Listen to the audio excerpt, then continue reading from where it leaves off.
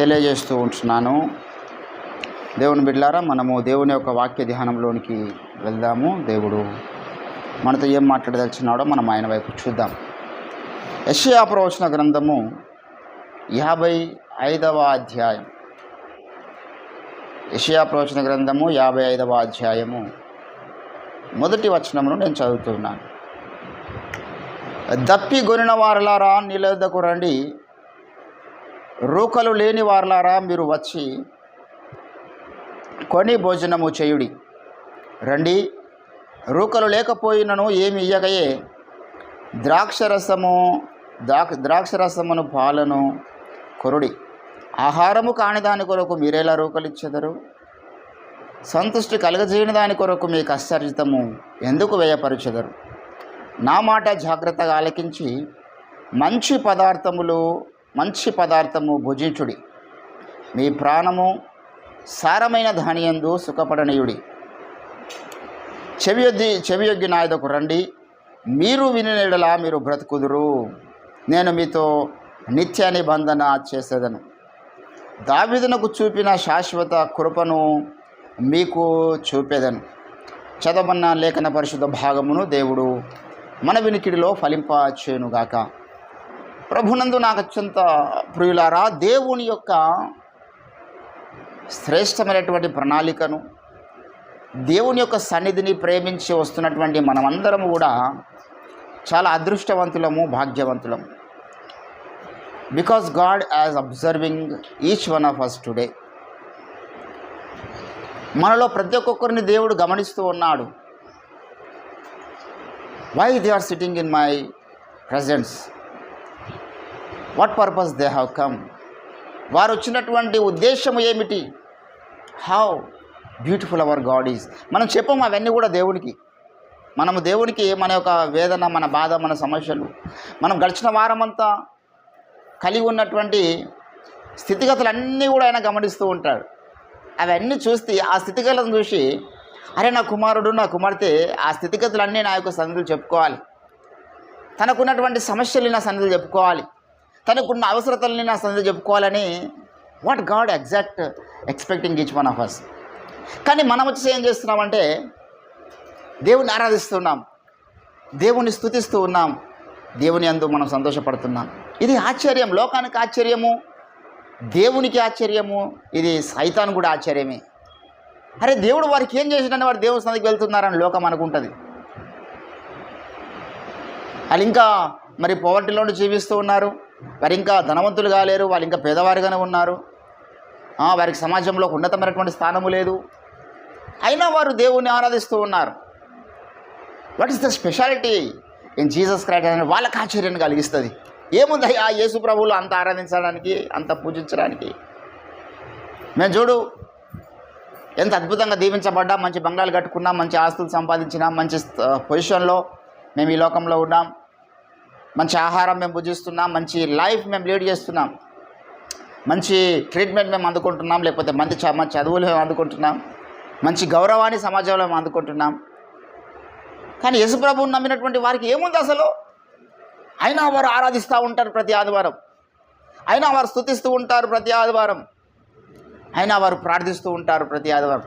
ఇది వారి కన్నులకు ఆశ్చర్యము, లోకానికి ఆశ్చర్యాన్ని కలిగిస్తున్నది మన యొక్క భక్తి సాధన.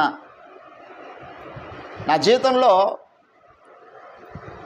మరి నేను స్వార్థ ప్రకటించడము ప్రారంభించింది 2011 సంవత్సరం. 2011 సంవత్సరం నుంచి నేను సువార్త ప్రకటిస్తున్నాను. అనేక ఆత్మలు పట్టబడడం నేను చూశాను, అనేక మంది హృదయాలు కదిలించబడడం నేను చూశాను, అనేక మంది వాక్యం విన్న తర్వాత కన్నీటి ప్రార్థన చేయడం నేను చూశాను, అనేక మంది వాక్యం విన్న తర్వాత మారు మనసు పొందడం, రక్షింపబడిన తర్వాత కూడా మళ్ళీ పాపంలో పడిపోయిన వారు తిరిగి లేవనెత్తబడడం నేను చూశాను. దేవుని కొరకు వాడబడలేనటువంటి ఒక కమిటెడ్ సోల్జర్స్గా తయారైన వ్యక్తులను నేను చూశాను. దేవుని కొరకు ఎంతో నష్టపోయిన వారు నేను చూశాను. కానీ మరి ఆ లాంగ్ జర్నీ ఏదైతే ఉందో నా జీవితంలో, నాకు ఆ అంత అద్భుతమైనటువంటి కార్యాలను చూసినటువంటి ఆ మూమెంట్స్ కంటే నాకు ఎక్కువ సంతోషాన్ని ఇస్తున్నటువంటి మూమెంట్ ఇప్పుడు మనం కలిగినటువంటి మూమెంట్.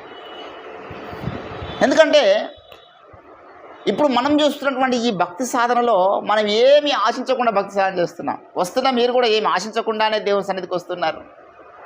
ఒకప్పుడు వచ్చిన వారు ఏదో ఒకటి ఆశించి రావచ్చు, ఏదో ఒక ఫలితం తన దగ్గర ఉందని ఆశించి రావచ్చు, ఏదో ఒకటి దేవుడు నాకు ఇస్తాడు, అది చేస్తాడు, ఇది చేస్తాడని ఆశలతో వాళ్ళు రావచ్చు. కానీ ఇప్పుడు ఈ చివరి దినములలో నీవు నేను మనము స్థిరముగా ఉన్నామంటే this is the plan of God.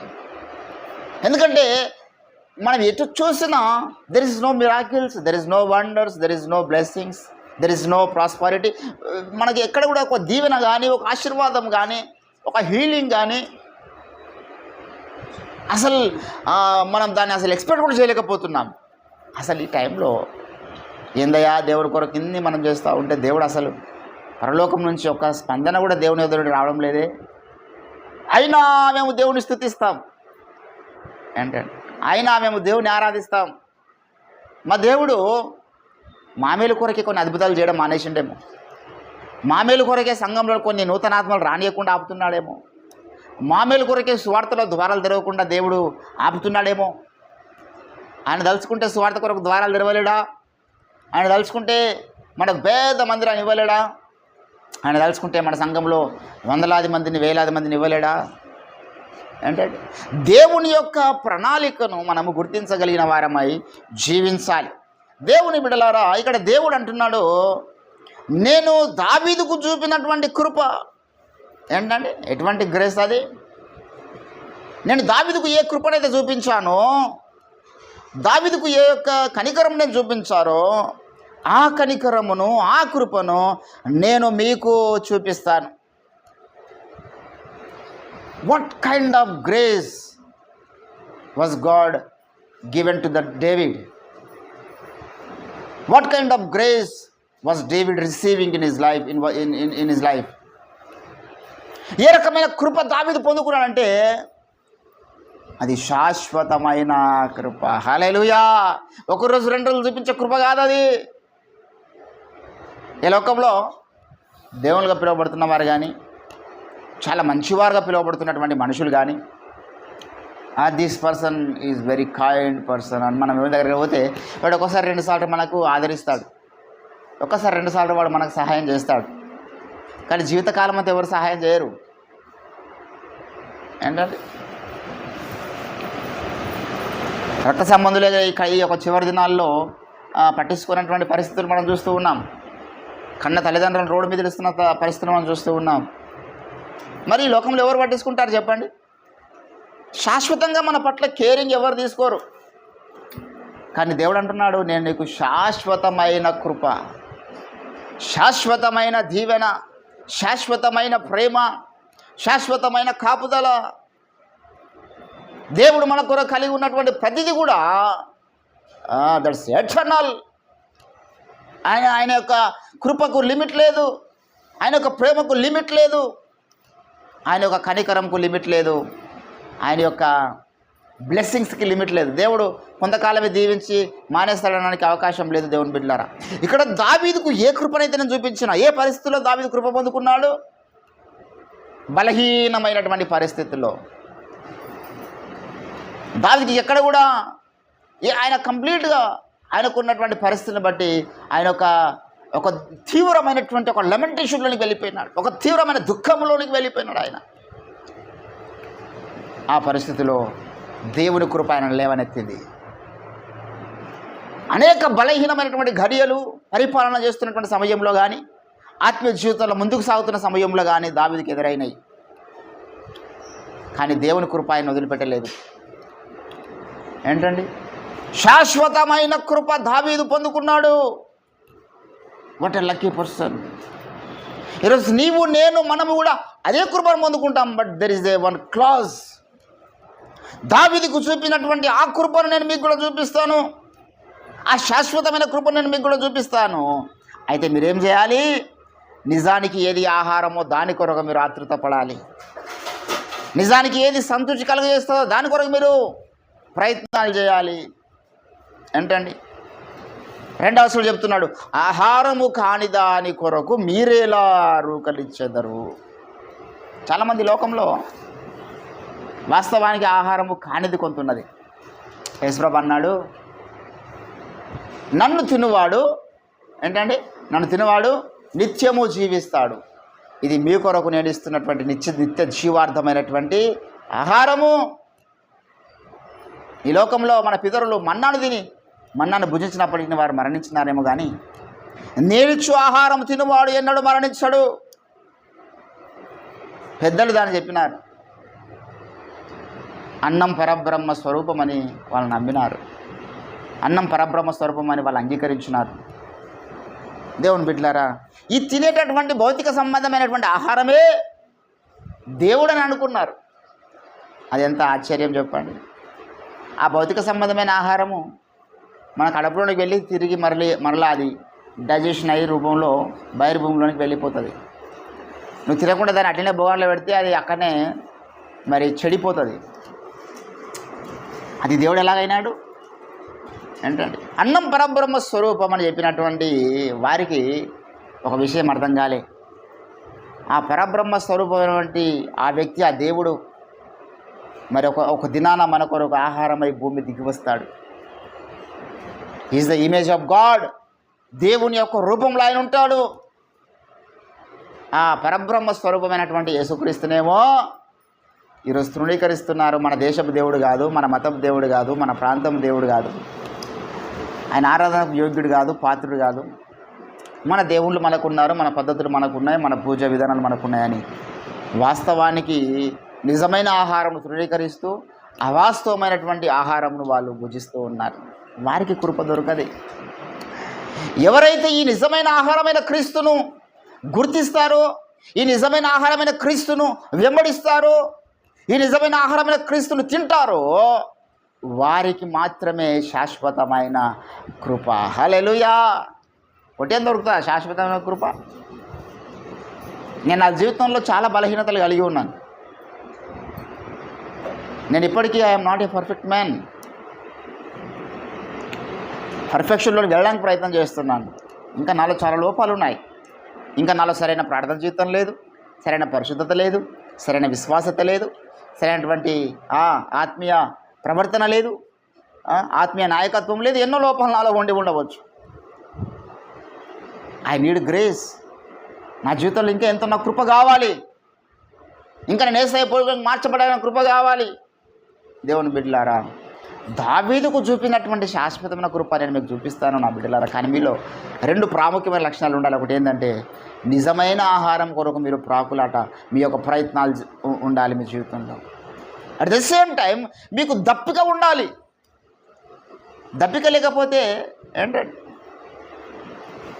మనము దాహం లేనివాడికి నీళ్ళు ఇచ్చినాం మనకు ఏమైనా లాభమా? వాడు కడుపు నిండా నీళ్ళు తాగి ఉన్నాడు, వానికి ఏ దాహం లేదు. నీళ్ళు వానికి ఇస్తే లాభం లేదు. కడుపు నిండా భోజనం తిన్న వానికి మనం మరలా భోజనం కూడా పెడితే లాభం లేదు. అప్పుడు ఏదైనా పరిశుద్ధమైనది పందుల ముందు వేయకండి అన్నాడు యేసయ్య. ముత్యాలను పందుల ముందు వేయకండి, అవి తృణీకరిస్తాయి అన్నాడు. మరి వ్యర్థమైన ఆహారం పట్ల ఇంట్రెస్ట్ చూపిస్తున్నటువంటి వాళ్ళు, పంది వ్యర్థమైన ఆహారం పట్ల ఇంట్రెస్ట్ చూపిస్తుంది. దానికి మీరు ముత్యాలను ఇంకో దాన్ని తీసుకుపోయి పెడితే దానికి ఇంట్రెస్ట్ ఉండదు. నిజమైన ఆహారం పెట్టినప్పుడు కొంతమంది తృణీకరిస్తారు. వారికి ఆ దాహం ఉండదు. దాహం లేదంటే అర్థం ఏంటంటే వాడు చచ్చిపోయిన స్థితిలో ఉన్నాడు అని అర్థం. గుర్తుపెట్టుకోవాలి. నేను చాలాసార్లు చెప్తూ ఉంటాను. చాలామంది వారు ఎక్కడన్నా వెళ్ళినప్పుడు they have complaints in there past. వారి యొక్క సంఘ కాపరి మీద వాళ్ళు కంప్లైంట్స్ చేస్తూ ఉంటారు. ఏమని చేస్తారంటే, మా పాస్టర్ గారు ఎప్పుడు మమ్మల్ని పాయింట్అవుట్ చేసి వాక్యం చెప్తున్నాడండి అని చెప్తూ ఉంటారు. ఏమని పాయింట్అవుట్ చేస్తూ ఉన్నాడు? కొంతమంది దశంబాలు ఇయ్యారని పాయింట్అవుట్ చేస్తున్నాడు, కొంతమంది వ్యభిచారం చేస్తున్నారని పాయింట్అవుట్ చేస్తున్నాడు, కొంతమంది లోక వ్యసనాల్లో ఉన్నారని పాయింట్అవుట్ చేస్తున్నాడు, కొంతమంది లోక స్నేహాల్లో ఉన్నారని పాయింట్అవుట్ చేస్తున్నాడు, కొంతమంది లోక బంధుత్వాల్లో ఉన్నారని పాయింట్అవుట్ చేస్తూ ఉన్నాడు, కొంతమందికి ధనాపేక్ష ఉన్నదని పాయింట్అవుట్ చేస్తూ ఉన్నాడు, కొంతమందికి సుఖాపేక్ష ఉన్నదని పాయింట్అవుట్ చేస్తూ ఉన్నాడు, కొంతమంది నిద్ర ఉన్నదని పాయింట్అవుట్ చేస్తూ ఉన్నాడు, కొంతమందికి శరీర సుఖాల పట్ల వాంఛ ఉన్నదని పాయింట్అవుట్ చేస్తూ ఉన్నాడు. మరి మా పాస్టర్ గారు ఎప్పుడు మమ్మల్ని పాయింట్అవుట్ చేస్తూ ఉన్నాడు? ఆ బైబిల్లో ఉన్న స్టోరీలు ఏవో చెప్పాలి కదా. మేము తిని పనుకుంటే ఆయనకేమవుతుంది? మేము ధనాపేక్ష గలవారమై ఉంటే ఆయనకేమవుతుంది? మేము వ్యభిచారంలో కొనసాగితేనో, మేము మోసాలు చేస్తూ ఉంటేనేమో ఆయనకేమవుతుంది? ఆయన ఎందుకు మమ్మల్ని పాయింట్అవుట్ చేస్తూ ఉన్నాడు? అని చాలామంది కంప్లైంట్స్ చేస్తూ ఉంటారు. నేను అంటున్నాను ఏంటంటే, ఎప్పుడైతే నిన్ను ఉద్దేశించి ఆ సంఘ ఆరాధనలో వాక్యం వస్తుందంటే అర్థం ఏంటంటే, first of all you are alive, నీవు జీవించి ఉన్నావని ఒక నిరూపణ. నిన్ను ఉద్దేశించి దేవుడు మాట్లాడడం లేదంటే నువ్వు చచ్చిపోయినావు ఆల్రెడీ ఆత్మీయంగా. చచ్చిపోయినావు, నీ చెవులు మూయబడ్డాయి, నీ మనసు మూయబడ్డది, నువ్వు జీవించున్నావు అన్న పేరు మాత్రమే ఉన్నది తప్పితే నీవు మృతులవే. ఆ స్థితిలో ఉన్నవానికి ఆడు పాయింట్అవుట్ చేసింది వినబడది, ఆడు గద్దించింది వినబడది, ఆడు హెచ్చరించింది వినబడది, ఆడు బోధించింది వినబడది, ఆడు ప్రేమగా మాట్లాడేది కూడా కనబడది. నన్ను పాయింట్అవుట్ చేస్తుంది వాక్యం అన్నప్పుడు నేను అనుకుంటాను ఏంటంటే, ప్రభువా నన్ను ఇంకా నువ్వు సజీవుడిగా చూస్తున్నావయ్యా, I want be change myself. నేను నా యొక్క ప్రవర్తనను మార్చుకుంటాను. నేను అవునయ్యా నాలో ఇంకా లోక వ్యసనాలు ఉన్నాయేమో, అవునయ్యా నాలో ఇంకా లోక ఆశలు ఉన్నాయేమో, అవునయ్యా నాలో ఇంకా శరీర సుఖాలు ఉన్నాయేమో, అవునయ్యా నాలో ఇంకా నిద్ర లేకపోతే నాలో తిండి పట్ల ఆకాంక్ష ఉన్నదేమో. I want be change myself. నేను మార్చుకుంటాను ప్రభు. ఎప్పుడైతే మన జీవితంలో దేవుని బిడ్డలారా ఈ రీతిగా మనం తీసుకుంటామో దేవుని యొక్క వాక్యాన్ని, అప్పుడు నువ్వు పరిశుద్ధుడు అవుతావు, అప్పుడు నువ్వు పరిపూర్ణతలో ముందుకు సాగుతావు. ఆయన ఎందుపై నన్ను గురించి మాట్లాడుతున్నాడు, ఆయన ఎవరు నా గురించి మాట్లాడడానికి, ఎప్పుడు పోయినా మమ్మల్ని అట్లా అనుకున్న వాళ్ళు చాలామంది భ్రష్టులు అయిపోయినారండి. వాస్తవం చెప్తున్నా దేవుని సన్నిధిలో. అట్లా అయిపోయిన వాళ్ళు చాలామంది, అట్లా అనుకున్న వాళ్ళు చాలామంది భ్రష్టులు అయిపోయినారు, లోకంలో కలిసిపోయినారు. You have to change brother your attitude. అమ్మా మీరు ఈ యొక్క అలవాటును మార్చుకోవాలి, ఈ పద్ధతిని మార్చుకోవాలి, ఈ స్నేహాలను మార్చుకోవాలి, ఈ రకమైన జీవితాన్ని మార్చుకోవాలి అని చెప్పినప్పుడు మార్చుకోవడానికి ఇష్టపడాలి. కానీ దైవజనుడు మమ్మల్ని ఉద్దేశించే మరి మాట్లాడుతున్నాడు అనుకొని బాధపడ్డ వాళ్ళ జీవితంలో పైకి రారు, జీవితంలో దేవుడు వారిని వాడుకోడు.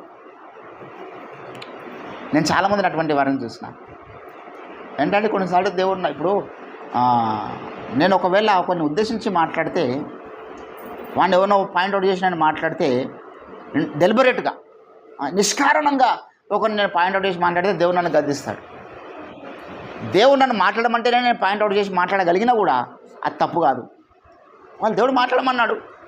మీలో ఒకడు కొరింథీ సంఘానికి అంటాడు, మీలో ఒకడు సొంత తండ్రి భార్యను ఉంచుకున్నాడంట, పాయింట్అవుట్ చేస్తున్నాడు ఇష్యూను. కొరింథీ సంఘంలో జరిగింది ఆ దారుణం. ఒక ఆమె చిన్న వయసులో ఉన్నది, పిల్లలు పుట్టినారు, 2 పిల్లలు పుట్టి వాళ్ళు 18 సంవత్సరాలకు వచ్చినారు. ఆ సమయంలో ఆమె చనిపోయేది. కొడుకేమో 18 సంవత్సరాలు, తండ్రి ఏమో 40 సంవత్సరాలు. 40 ఏళ్ళకి వాడు పెళ్లి లేకుండా ఉండలేడు కదా. వాడు మళ్ళీ ఇంకో స్త్రీని, వానికి యోగ్యమైనటువంటి ఒక స్త్రీని వివాహం చేసుకున్నాడు. ఆమె ఇంచుమించు 20 సంవత్సరాలు 22 సంవత్సరాలు ఉంది. మరి ఈ మొదట వివాహం చేసుకున్నటువంటి ఆ స్త్రీకి పుట్టినటువంటి ఆ కొడుకు 18 ఏళ్ళోడు కాస్త 25 ఏళ్ళకి వచ్చినాడు. ఈ వివాహం చేసుకున్నటువంటి స్త్రీ 22 ఏళ్ళ స్త్రీ 30 ఏళ్ళకి వచ్చేది. అప్పుడు ఆ వ్యక్తి యొక్క వయసు 50 ఏళ్ళు దాటింది, వివాహం చేసుకున్న వయసు. వారి యొక్క కుటుంబ జీవితంలో ఏం జరిగిందో మనకు తెలియదు. మరి ఈ యొక్క కుమారుడు ఆ యొక్క పినతల్లితో అక్రమ సంబంధం కలిగి ఉన్నాడు. అది సంఘంలో ఆ నోట అందరికీ తెలిసి పౌలు దాకా వెళ్ళిపోయింది ఆ విషయం. పౌలు గారు మరి సంఘంలో ఈ రకమైనటువంటి ప్రక్రియ జరుగుతున్నది, సంఘంలో సంఘ పెద్ద అయినటువంటి ఒక వ్యక్తి ఈ రకంగా మరి సొంత తండ్రి భార్యనే ఉంచుకున్నాడు అని పౌలుకు తెలిసినప్పుడు ఒక పత్రికనే వాని కొరకు రాసినాడు. ఒక పత్రికను రాసినాడు బైబిల్లో. మామూలు విషయమా? ఒక పత్రిక రాయడం ఏంది? భారతదేశం పేరు ఒక వచనంలో ఉంది, ఒక వచనం. హిందూ దేశం అని ఒక వచనం ఉంది, చిన్న వాడు. ఇంత పెద్ద దేశానికి సంబంధించి దేవుడు ఒక చిన్న వచనాన్ని పెట్టినాడు. మనం ఆ వచనాన్ని బట్టి సంతోషపడుతున్నాం. అమ్మ మా దేశం పేరు కూడా బైబిల్లో ఉన్నది, ఒక్క వచనాన్ని బట్టి. మరొక పత్రికను రాసిండే ఒక ఇష్యూ మీద, అంటే ఎంత పాయింట్అవుట్ చేస్తున్నాడు ఇష్యూని దేవుడు. మరి ఈనాడు దైవజనులు ఎందుకు పాయింట్అవుట్ చేయకూడదండి? ఆనాడు సంఘములో ఒకడు సంఘ పెద్దగా ఉన్నటువంటి విశ్వాసి ఒక రకమైనటువంటి బలహీనతలో కొనసాగినప్పుడు దైవజనుడు అపోస్తలుడైన పౌలు పని కట్టుకొని ఒక 12 ఒక 13 అధ్యాయాల పత్రికనే రాస్తే ఒక ఇష్యూను బట్టి ఈరోజు మనం ఎందుకు విశ్వాసుల యొక్క బలహీనతల్ని మనం పాయింట్అవుట్ చేసి మాట్లాడకూడదు? నువ్వు అస్తమానం వాడు ఏదో బలహీనతలో ఉంటే నువ్వేదో మర్మాలు చెప్పుకుంటూ పోతే మనకి ఎన్నడికి మార్పు రాదు. మనం వీళ్ళు మార్పు లేకుండా అవతల లోతైన విషయాలు ఎన్ని చెప్పినా లాభం లేదు.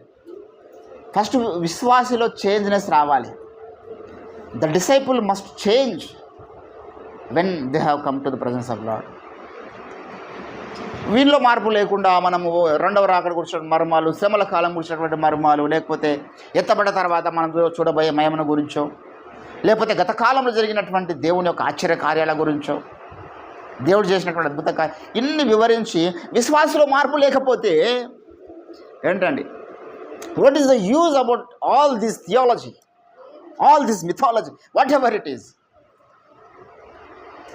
చాలామంది ఈరోజు they are very interesting about the depth of the Bible. బైబుల్లో ఉన్నటువంటి లోతైన విషయాలు తెలుసుకోవాలంటే వాళ్ళని బతుకు సగం ఉండదు, వాళ్ళ ప్రార్థన జీవితం ఉండదు. నేను అంటున్నానంటే బైబుల్ని పరిశీలించకూడదని కాదు నా ఉద్దేశం.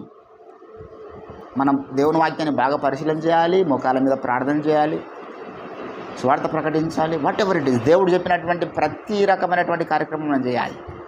యాజ్ వెల్ యాజ్ ఇవన్నీ చేస్తూనే నా ఆత్మీయ జీవితం ఎలాగున్నది, నేను మార్చుకోవాల్సినవి ఏమైనా ఉన్నాయా, నేనెంతగా దేవుడిని వ్యక్తిగతంగా గాయపరుస్తున్నాను, దేవుడు నన్ను హెచ్చరించినప్పుడు నేనెందుకు మార్చుకోలేకపోతున్నాను, ఇతరులకు బోధించిన ఎందుకు నేను మార్చుకోలేకపోతున్నాను. I am preaching the good news, I am preaching the gospel of Jesus Christ, but why can't I change myself? అవన్నీ వాళ్ళకే వర్తిస్తాయా, నాకు వర్తించాయి అని దైవజనుడు అనుకోవాలి, ఏవైనా విశ్వాసులు అనుకోవాలి. అప్పుడు సంఘం ఏంటంటే పరిశుద్ధతలో ఎదుగుతుంది.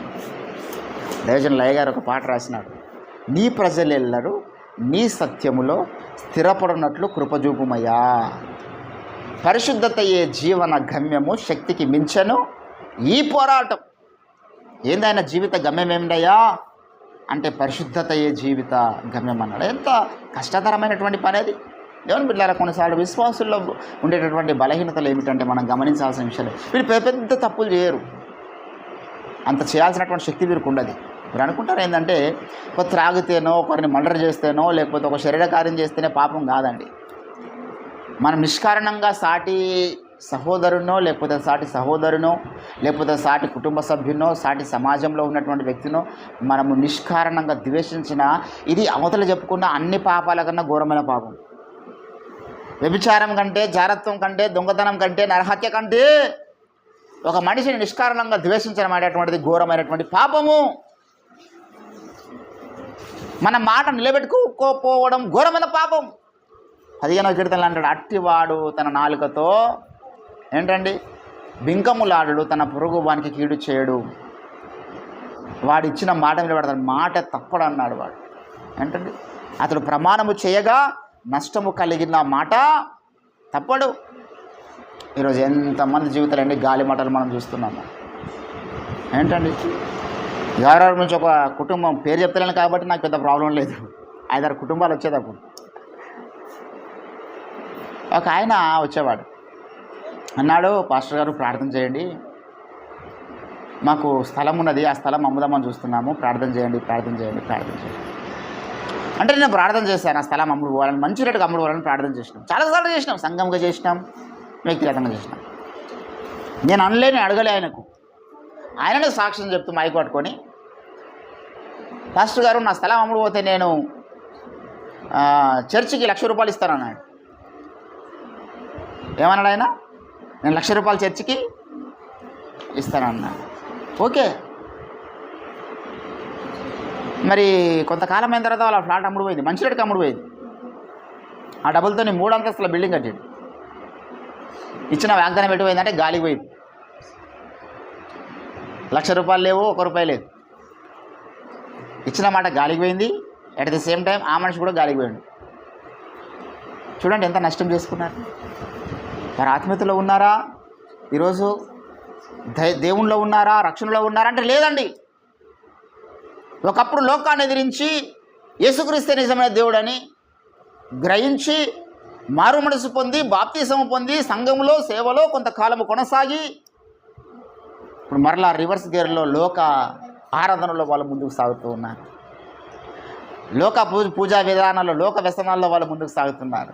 ఎవరికి నష్టం కలిగింది చెప్పండి? అంటే దేవుని సన్నిధికి వచ్చినప్పుడు మనం ఏదైనా మాట అంటే ఆ మాట తప్పకూడదు. ఇంకో సహోదరుడు అన్నాడు, ఆయనకు ఒక వివాహం అయిన తర్వాత మరి అది కళ్యాణ లక్ష్మికి ఏదో అప్లై చేసుకున్న తర్వాత అది రావడం లేదు. ఏదో కారణం చెప్పి వాళ్ళు దాన్ని ఆపుతున్నారు. నా దగ్గరికి వచ్చి, అన్న ప్రేయర్ చేయన్న, కళ్యాణ లక్ష్మి వస్తే ఏదో ప్రయత్నం చేసిన, దుష్టుడు అడగిస్తున్నాడు, ఇది అడగిస్తున్నాడు, కళ్యాణ లక్ష్మి వస్తే 1,00,000 రూపాయలు వస్తుందా, నేను నీకు 10,000 దశంభాగం ఇస్తానన్నాడు. సరే అని ప్రార్థన చేసిన ఆ వారంలోనే పైసలు పడ్డాయి. అప్పటి నుంచి చర్చికే బంద్ అయిపోయాడు ఆయన. అప్పటి నుంచి నాకు ఫోన్ చేస్తే బంద్ అయిపోయింది. ఏంటంటే అవి రాకడ ముందు ఎన్నైనా మాటలు చెప్పవచ్చు.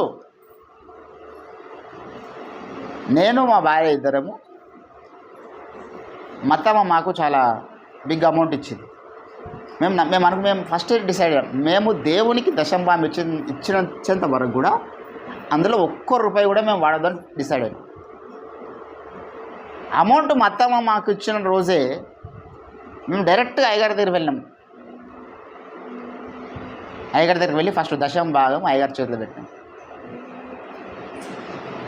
5 లక్షలు దశంభాగం పట్టుకుపోయినాం ఖాళీ. ఏంటంటే మరి వీడు 10,000కే కింద మీద పడ్డాడు, ఒకడు ₹1,00,000 కింద మీద పడ్డాడు. 5 లక్షలు ఫస్ట్ అయ్యగారి దగ్గర వెళ్ళి ప్రార్థన చేసి కొంతమంది దైవజనుల సమక్షంలో, దైవజనులు కొంతమందికి అయ్యగారికి దశంభాగం ఇచ్చిన తర్వాతనే మేము మళ్ళీ వచ్చి ఫ్లాట్ కొనడమో, బిజినెస్ పెట్టడమో, లేకపోతే ఇంకోటి చేయడమో చేసి, అది దేవుని యొక్క సన్నిధిలో మాదొక సాక్ష్యం, ఒక చరిత్ర. రేపు 50 కోట్లు వచ్చినా, నాకు 50 కోట్లు వచ్చినా అందులో 5 కోట్లు తీసుకెళ్ళి ఫస్ట్ అయ్యగారి చేతుల్లో నేను పెడతాను దశంభాగం. అది ఏ రూపంలో రాదు. నాకు బిజినెస్లో వస్తాయా, రియల్ ఎస్టేట్లో వస్తాయా, లేకపోతే నాకు ఏదైనా ఫారెన్ ఫండ్ వస్తుందా, వాట్ ఎవర్ ఇట్ ఈస్, ఏ కోణంలో ఏ రీతి రాను కాక నాకు అది I don't care at all. ఎంత అమౌంట్ వస్తుందో అనేది నాకు సంబంధం లేదు. వచ్చిన ఆ 10 పైసల్లోనైనా నేను నమ్మకంగా దేవునికి ఇవ్వాలి. ఏంటంటే ఒక దాహం ఉండాలి. చాలామందికి దాహం లేదు. ఇప్పుడు దేవుడితో మాట్లాడినాడు ఆ వారము. మనలో మరి చాలామంది దేవుని దగ్గర ధనము దొంగిలిస్తున్నారు. వారి కష్టార్జితంలో దేవునికి దశంభాగం ఇస్తాడని వాక్యం చెప్పిండు అనుకో, అప్పుడు బాధపడద్దు. వాస్తవమే కదా, మరి నేను దేవునికి ఇస్తలేను, నాకున్న పరిస్థితులను బట్టి, నాకున్న ఫైనాన్షియల్ ప్రాబ్లమ్స్ని బట్టి నాకే సరిపోతలేవు, ప్రభువా క్షమించు తండ్రి, వచ్చే నెల నుంచి అని ఇస్తారని తీర్మానం చేసుకోవాలి. కానీ మా పాస్టర్ గారికి దయ్యం పట్టిందండి, ఎప్పుడు పోయినా ఆయన దశంభాగాల గురించి మాట్లాడతారని నా ముందు చాలామంది అన్నారు. వేరే పాస్టర్ల గురించి నేను ఎప్పుడు దశంభాగాల గురించి చెప్పాం. మనం వేరే పాస్టర్ గారు నా దగ్గర నువ్వు ఆయన వచ్చి ఇదే చర్చలో అంటున్నాడు, మా పాస్టర్ గారు దయ్యం పట్టింది పాస్టర్ గారు, ఎప్పుడు దశంభాగాల గురించి చెప్తారు వాక్యం. అంటే మరి నువ్వు ఇస్తున్నావు దశంభాగం అన్న, ఎంతకాలం అవుతుంది చర్చికి పోటంటే కొన్ని సంవత్సరాలు అవుతుంది. మరి 2 సంవత్సరాలు ఒక్కసారి కూడా నువ్వు దశంభాగం వేయలేవా? నువ్వు ఇస్తే ఎందుకు దేవుడు వాక్యం చెప్తారు నీకు? ఏంటంటే అంటే ఇప్పుడు ఏదో దేవుని బిడ్డలారా, మనము ఏంటంటే మన దగ్గర రవణ ఉన్నప్పుడు ఒక వాక్యం చెప్పిండు, దేవుడు మనకిచ్చినటువంటి ఆజ్ఞల్లో అతి సులువైనది పాటించడానికి కేవలము దేవునికి దశంభాగం ఇచ్చేది అన్నాడు ఆయన. ఆ మర్మాన్ని విప్పిపోయిన ఆయన ఏమన్నాడు? అతి సులువైంది. 100 రూపాయలు సంపాదించిన 10 రూపాయలు ఇవ్వడం చాలా సింపుల్, కానీ నువ్వు ప్రతిరోజు ప్రార్థించమన్నాడు వేకువనే. అది ఎంత కష్టం? వాక్యానుసారంగా జీవించడంలో నువ్వు ప్రార్థన చేయాలి కదా, వాక్యానుసారమైన జీవించడంలో సువార్త ప్రకటించాలి కదా. ఇవన్నీ సులువైన మార్గాలా, సులువైన కార్యక్రమాలా? సువార్త ప్రకటించడము కష్టము, ప్రార్థించడము కష్టము, ఇంకా దేవుడు చెప్పినటువంటి ఎన్నో కార్యక్రమాలు చేయడం కష్టం. కానీ చాలా సులువైంది ఏంటంటే, నెలనాడు నాకు జీతం రాగానే అందులోకి దేవునికి నేను దశంభాగం ఇవ్వడం చాలా సులువైన పని. చచ్చిపోయింది కదా, కనీసం ఒక్క ఆజ్ఞనన్నా నెరవేర్చిన చరిత్ర గలవారుగా మనం దేవుని దగ్గరికి వెళ్ళాలి అన్న వాక్యం చెప్పినాడు. కాబట్టి దేవుని బిడ్డ ఇక్కడ అంటున్నాడు, దప్పిక ఉన్నవారు రావాలి యేసుప్రభు దగ్గరికి. ఏ రకమైన దప్పిక? నేను మారాలి, నేను పరిశుద్ధిని కావాలి, నేను అభిషేకమును పొందుకోవాలి, నేను కృపావరాలు పొందుకోవాలి, నేను దేవుని యొక్క పనిలో వాడబడాలనే దప్పిక. ఎవరైతే those who are thirsty in their life, అటువంటి వారికి నా యొక్క కృపను నేను చూపిస్తున్నాను దేవుడు. హల్లెలూయా. ఇక్కడ యెషయా 55లో దప్పిక ఉన్న వారులారా నీళ్ళ యొద్దకు రండి. మీకు దప్పిక ఉన్నది, నీళ్ళేమో నేను నమ్ముతున్నాను, నీళ్ళ యొద్దకు రండి. మీరు కొనడానికి మీ దగ్గర డబ్బులు లేకపోయినా రండి, నేను మీకు అది ఉచితంగా ఇస్తానన్నాడు యేసు ప్రభువు. ఆ నీళ్ళ కొరకు డబ్బులు నేనే చెల్లిస్తానన్నాడు ఆయన. ఈరోజు దేవుని బిడ్డలారా, పరిశుద్ధాత్మ జలములు, పరిశుద్ధాత్మ అభిషేకం ఎంత విలువైంది. దాని యొక్క వెల మనం చెల్లించగలుగుతామా? యేసు ప్రభు యొక్క రక్తపు చుక్క ఎంత విలువైందని లోకంలో ఏంటండి కొన్ని లక్షలు ఖర్చు పెట్టి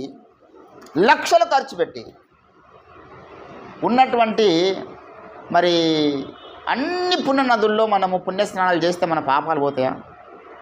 is it possible? Are we getting cleanse? అంటే అక్కడ అస్యూరెన్స్ లేదు. ఇన్ని లక్షలు ఖర్చు పెడతారు, తిరిగి అన్ని నదుల పుణ్యస్నానాలు చేస్తారు. నేను అంటున్నా అంటే వాళ్ళ విశ్వాసం, మనం దాన్ని ఖండిస్తలేదు. వారు నమ్ముతున్నారు, ఓకే. మరి యేసు ప్రభు యొక్క రక్తపు విలువ మనల్ని శుద్ధి చేస్తున్నది. అది యాసిడ్తో కడిగిన మన పాపాలు శుద్ధి కావు కదా.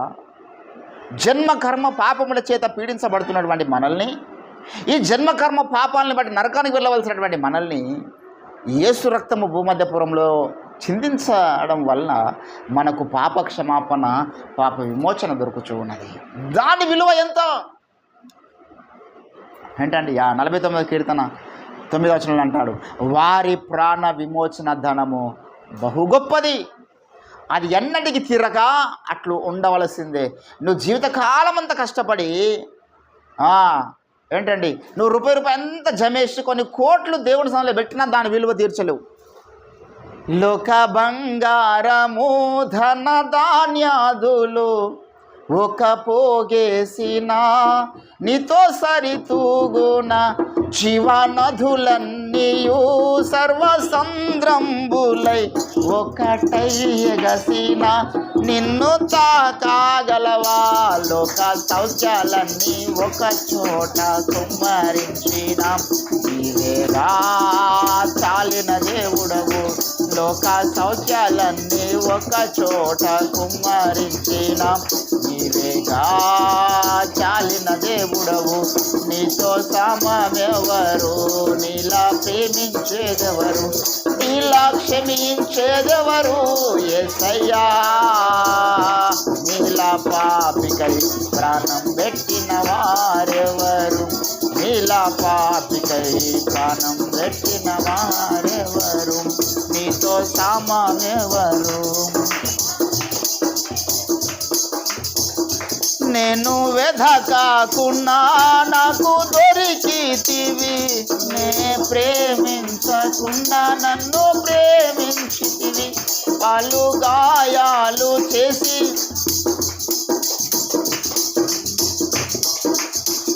పాట పాడుతున్నప్పుడు తీస్తే అయిపోతుంది కదా. హల్లెలూయా. నేను పాట స్టార్ట్ చేసుకోవాలి కానీ ఎవరైనా కూడా తీస్తే మనకి కన్ఫ్యూజన్ ఉండదు. పాట బుక్లు పెట్టుకోవాలి అక్కడ, తీసుకోండి. చాలా కాలం అవుతుంది ఆ పాట పాడక, అందుకే చరణాలు మర్చిపోయింది.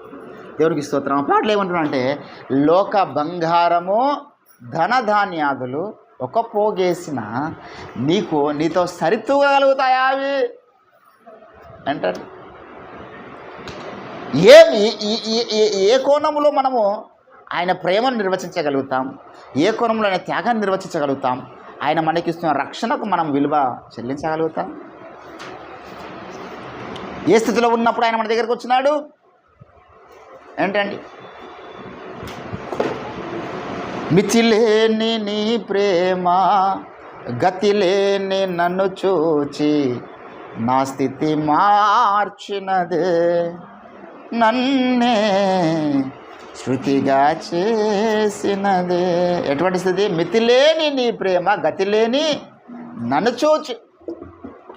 ఇట్లా మన ఏ గతి లేని స్థితిని చూసినాడు ఆయన. అరే వీనికి ఈ విలువైన రక్తముని ఇస్తున్నాను కదా, వాడు నాకేమి ఇవ్వగలుగుతాడంటే మన దగ్గర ఏం లేదు ఇవ్వడానికి.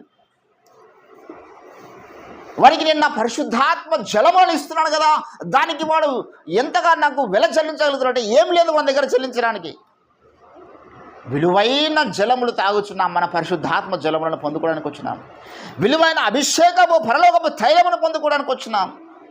ఏమి ఇవ్వగలుగుతున్నామయ్యా ప్రతిఫలంగా? దానికంటే ఏమి ఇవ్వడానికి మన దగ్గర లేదు. గతి లేని స్థితి మనకు ఆత్మీయ జీవితంలో.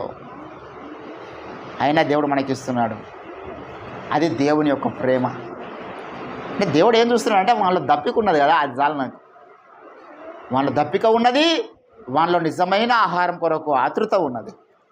ఆహారం కానిదాని కొరకు కాదు కదా వాడు వచ్చింది నా దగ్గరికి. నిజమైన ఆహారమైన నా దగ్గరికి వాడు వచ్చినాడు. వాడు దాహంతో వచ్చినాడు. దాహము లేకుండా వచ్చిన వారికి దేవుడు ఇష్టపడాడు. దేవుని బిడ్డలారా, మనలో దాహం ఉండాలి. దేవుని అభిషేకం పొందుకుందామన్న దాహం మనలో ఉండాలి. దేవుని కొరకు వాడబడదామన్న దాహం మనలో ఉండాలి. నువ్వు దాన్ని చేస్తావా, పొందుకుంటావా లేదా తర్వాత సంగతి. ప్రార్థన చేద్దామనే దాహం నాలో ప్రతిరోజు ఆ తీవ్రత ఉంటుందండి. ప్రతిరోజు దేవుని వాక్యం ప్రకటించాలని ప్రతిరోజు ఉంటుంది, కానీ అవకాశాలు లేవు. ఆయన తీవ్రత తగ్గలే, ఆశ తగ్గలే సువార్త ప్రకటించాలని. దేవుని బిడ్డలారా ఇక్కడ అంటున్నాడు, దప్పిగా ఉన్నవారలారా. ఏంటండి? యోహాను సువార్త 4వ అధ్యాయములో మన ప్రభు మరలా ఆ విషయాన్ని జ్ఞాపకం చేస్తూ మాట్లాడుతూ ఉన్నాడు. దయచేసి 8వ అధ్యాయం, 4వ అధ్యాయం కాదు 8వ అధ్యాయము అంటున్నాడు ఇక్కడ 37వ వచనంలో, ఆయన ఆ పండుగలో మహాదినమైన అంత్యదినమున యేసు నిలిచి, ఎవడైనను దప్పికొన్న ఎడల నా యొద్దకు వచ్చి దప్పి తీర్చుకొనవలెను. నా యందు విశ్వాసం ఉంచువాడెవడో లేఖనము చెప్పున్నట్లు వాని కడుపులో నుండి ఏమొస్తాయంటండి? లేఖనము చెప్పిన వాని కడుపులో నుండి జీవ జలములు పారునని బిగ్గరగా చెప్పాను. ఏందయ్యా ఈ జీవజలం అంటే? తన యందు విశ్వాసం ఉంచువాడు పొందబోవు పరిశుద్ధాత్మ గురించి ఆయన ఈ మాట చెప్పాను. దేవుని బిడ్డలారా, ఎవరైతే యేసు ప్రభునందు విశ్వాసం ఉంచుతారో వారు జీవజలములు పొందుకుంటారు. హల్లెలూయా. మామూలు జలములు కావాలి. ఒకప్పుడు సమరశ్రీ వచ్చింది యేసు ప్రభు దగ్గరికి. అయ్యా, నేను మరలా ఎన్నడూ ఈ బావేతకు రాకుండాట్లు నాకు ఆ జలములను ఇవ్వరాదు ఏంటండి? అక్కడ కాంటెస్ట్ మీరు గమనిస్తే 4వ అధ్యాయము దయచేసి 23వ వచనంలో అక్కడ అంటున్నాడు, చూడండి, అయితే యథార్థముగా ఆరాధించువారు ఆత్మతోనూ సత్యముతోనూ తండ్రిని ఆరాధించు కాలం వచ్చుచున్నది, అది ఇప్పుడునూ వచ్చే ఉన్నది. తను ఆరాధించువారు అట్టివారే కావాలని తండ్రి కోరుచూ ఉన్నాడు. ఏంటండి? 15వ వచనం చూడండి ఒకసారి. ఆ స్త్రీ ఆయనను చూసి, అయ్యా, నేను దప్పికొనకుండునట్లు చేదుకొండకు ఇంత దూరము రాకుండానట్లు ఆ నీళ్లు నాకు దయచేయుమని అడగగా, ఏ నీళ్ళండి? నిత్య జీవము కొరకై వారిలో ఊరిడి నీటి బుగ్గలో ఉండునని ఆమెతో చెప్పినాడు. అక్కడ పైన మనం చూస్తే 14వ వచనంలో, నేనిచ్చు నీళ్ళు త్రాగువాడెప్పుడు దప్పికొనడు. ఏంటండి? ఏ రకమైన నీళ్ళు ఇస్తున్నాడు యేసు ప్రభుల వారు? నిత్య జీవార్థమైన నీళ్ళు ఇస్తున్నాడు ఆయన. పరిశుద్ధాత్మ జలములు ఇస్తున్నాడు ఆయన మనకు. అందుకే లోకంలో ఎవరికైనా దాహం ఉంటుందేమో, కానీ యేసుప్రభుని నమ్మిన వానికి వాడు మరలా దాహం కొనడు. ఆ నీళ్ళు తాగరవానికే దాహం ఉంటుంది. ఏ దాహం? ఎప్పుడు చచ్చిపోయిన దాకా కూడా ఇది కావాలి, అది కావాలి, ఇది చేయాలి, అది చేయాలి. రేపు చచ్చిపోతే మన దాకా కూడా వాళ్ళు చేసే కార్యక్రమాలు ఆపరు. నేను ఒకసారి ఒక మంచి ఎగ్జాంపుల్ చెప్పాను. ఒక కిరాణా షాప్ పెట్టుకున్నటువంటి ఒక ఆయన చచ్చిపోయేటటువంటి సమయంలో మాట వస్తలేదు నోట్ల నుంచి, మాటలు తడబడుతున్నాయి. ఇంకొక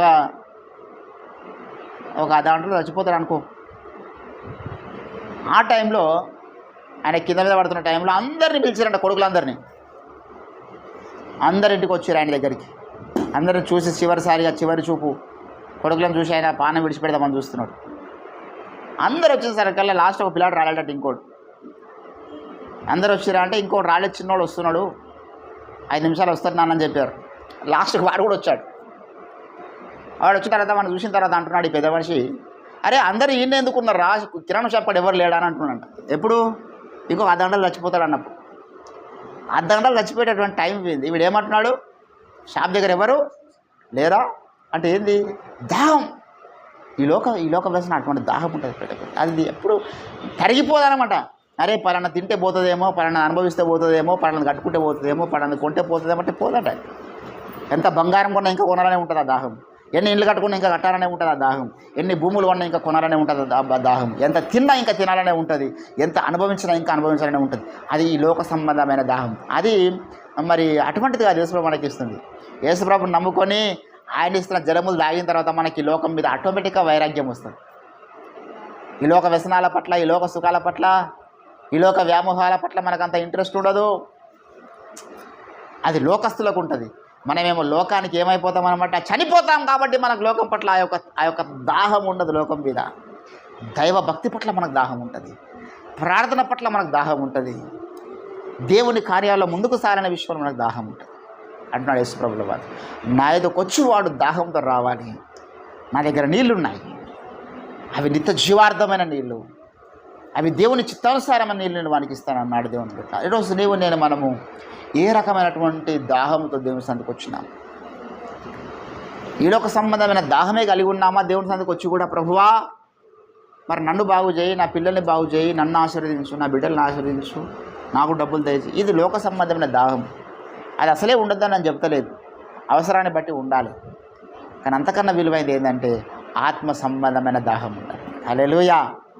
ప్రార్థన దాహం ఉండాలి, పరిశుద్ధత కొరకైన దాహం ఉండాలి, వాక్య ధ్యానం కొరకైన దాహం ఉండాలి, స్వార్థ పరిచయ కొరకైన దాహం ఉండాలి, పాపం మీద ద్వేషించేటటువంటి దాహం ఉండాలి, పాపాన్ని అసహించుకునే దాహం ఉండాలి, లోక వ్యసనాలను తెంచుకునే దాహం ఉండాలి.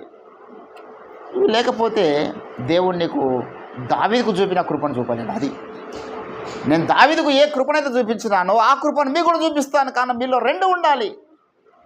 నా మాట జాగ్రత్తగా వినాలి. మీరులో దాహం ఉండాలి. మీరు ఆహారం, నిజమైన ఆహారం కొరకు మీరు కష్టపడుతున్న వారై ఉండాలి.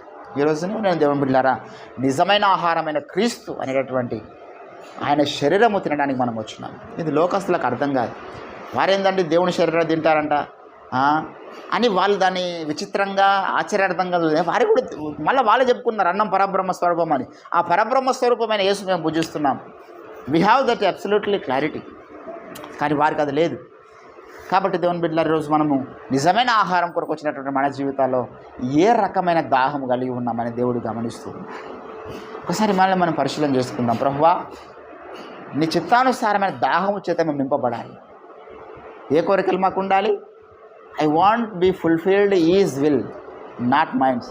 నేను నా వ్యక్తిగత లబ్ధి కొరకు కాదు నేను దేవుని దగ్గరికి వచ్చింది, దైవ చిత్తానుసారమైనటువంటి జీవితం జీవించడానికి వచ్చాను. ప్రభువా నీ చిత్తం నెరవేర్చడానికి నాకు శక్తిని దయచేయి, నాకు ఆత్మ సంబంధమైన దాహం చేత నింపు.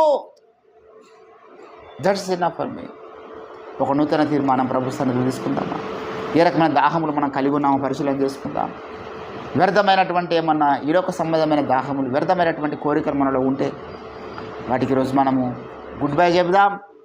ఆత్మ సంబంధమైనటువంటి కార్యక్రమాల పట్ల తీవ్రత గల వారమై ముందుకు సాగుదాం. రండి, దేవుడి కొద్ది మాటలు మన వెనుకిడిలో ఫలింపచేయునుగాక. ప్రార్థన చేసుకుందామా? Before we enter into the Lord's supper.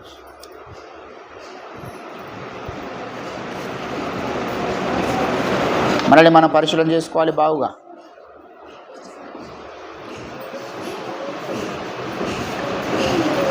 We have to check ourselves.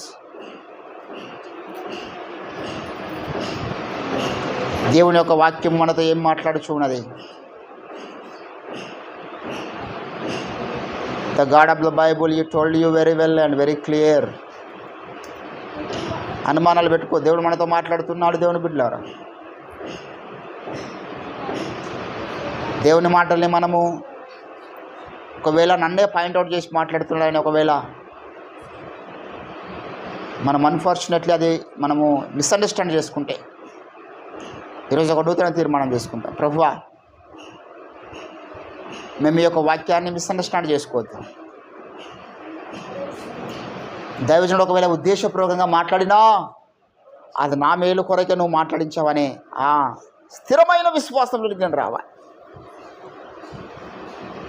అటు జ్ఞానం హృదయం నాకు దయచే. మనం ప్రార్థన చేసుకుందాం. నేను కూడా బలహీనుడను. కొద్ది నిమిషంలో నేను కూడా ప్రభు స్థానంలో ప్రార్థనలో ముందుకు సాగుతాను. ప్రతి ఒక్కరము సమయాన్ని సద్వినియోగం చేసుకుందాం.